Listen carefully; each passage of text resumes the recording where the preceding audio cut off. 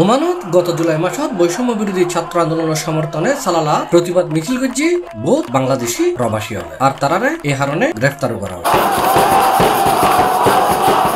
প্রতিবাদ মিছিল গ্রেফতারকৃত প্রবাসী হলর কারামুক্তিল্লাই আইনজীবী নিয়োগ করছে মাস্কটর বাংলাদেশ দূতাবাস।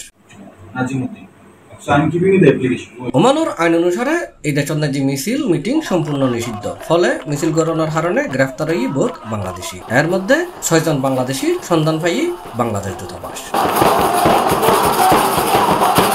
আর এইসব আটককৃত বাংলাদেশি লড়ে আইনি সহায়তা দিবার লাই মাস্কাটত্তল সালালাজার দূতাবাসের আইনজীবী ওমানত নিযুক্ত বাংলাদেশি রাষ্ট্রদূতর দিক নির্দেশনায় এরকম পদক্ষেপ লই বলে জানাই গণমাধ্যমে।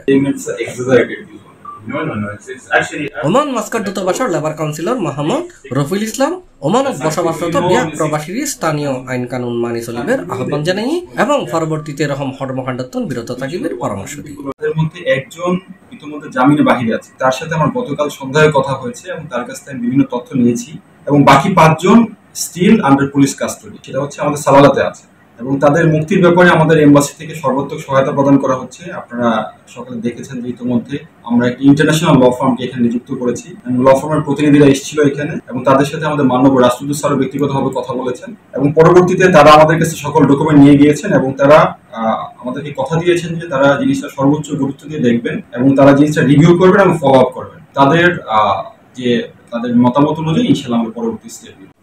Nazimuddin, so I'm giving you the application. C+ Chittagong.